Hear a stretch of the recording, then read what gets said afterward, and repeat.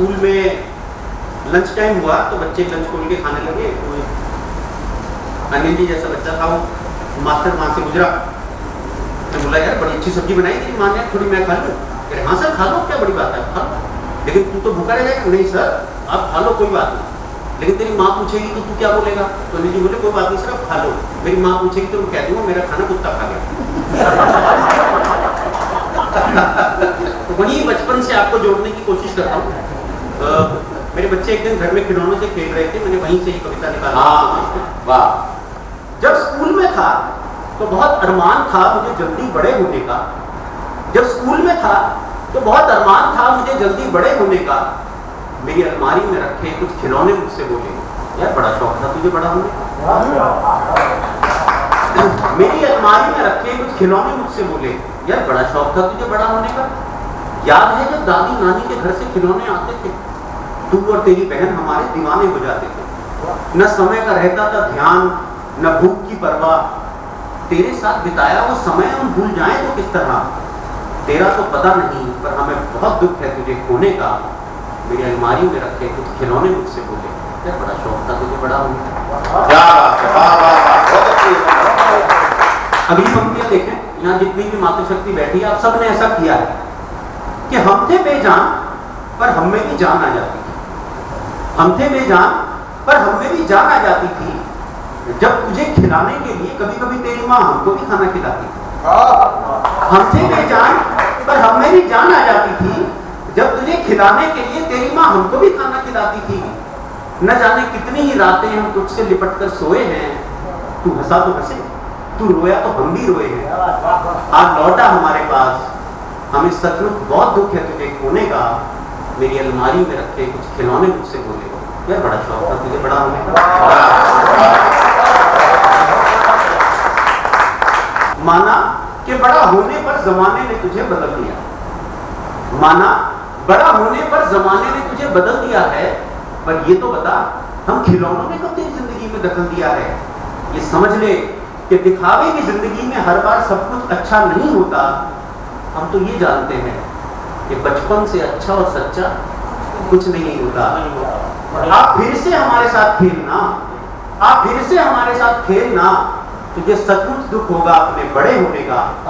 मेरी अलमारी में रखे कुछ खिलौने मुझसे बोले यार बड़ा शौक था तुझे बड़ा होने का। अभी एक 2 मिनट की कविता है।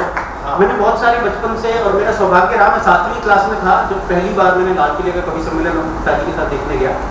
और उस कवि सम्मेलन में मुझे आज भी याद है महेंद्र जी थे, और आज मेरा बहुत बड़ा सौभाग्य है कि मैं उनके साथ उनके सामने खड़ा होकर कविता पढ़ने का मुझे मौका मिल रहा है। तो मेरी भी कम से कम 25 साल की यात्रा है, 25 साल से। तो मैंने बहुत सारी कविताएं अपने पिता पे, माँ पे सुनी होगी।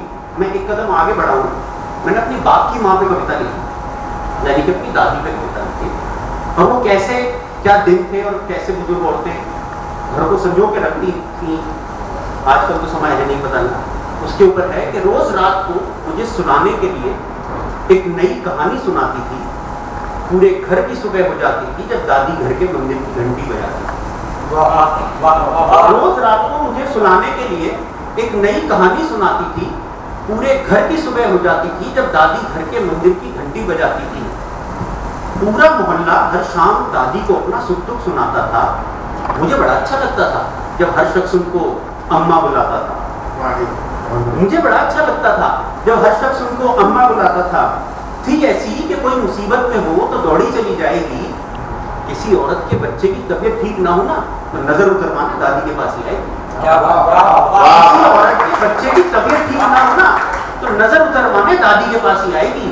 वो डॉक्टर नहीं थी पर हर मर्ज की देसी दवा बताती थी। पूरे घर की सुबह हो जाती थी जब दादी घर के मंदिर की घंटी बजाती। त्योहारों पर घर आंगन में रंगोली खूब सजाती थी तथा कहानी कहने औरतें अम्मा के पास चली आती थी। सिर्फ एक उसके होने से सबको अपना पंसा लगता था।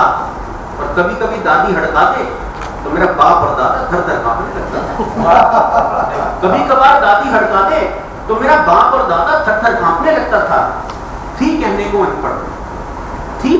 अनपढ़ पर मानस की चौपाइयां खूब सुनाती थी। पूरे घर की सुबह हो जाती थी जब दादी घर के मंदिर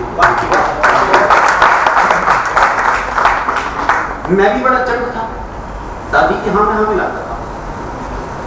मैं भी बड़ा चंट था, दादी की हाँ में हाँ मिलाता था। अपनी गलतियां छुपाने के लिए झूठी कहानियां सुनाता था, पर वो भी मेरे बाप की माँ थी, झट से सब समझ जाती थी। पर वो भी मेरे बाप की माँ थी, झट से समझ जाती थी और अपने गोदी में मुझे तख्ती देकर सुलाती थी। सबकी कुशल मंगल पूछती थी, पर अपनी किसी को नहीं बताती थी। पूरे घर की सुबह हो जाती थी तो दादी घर के मंदिर।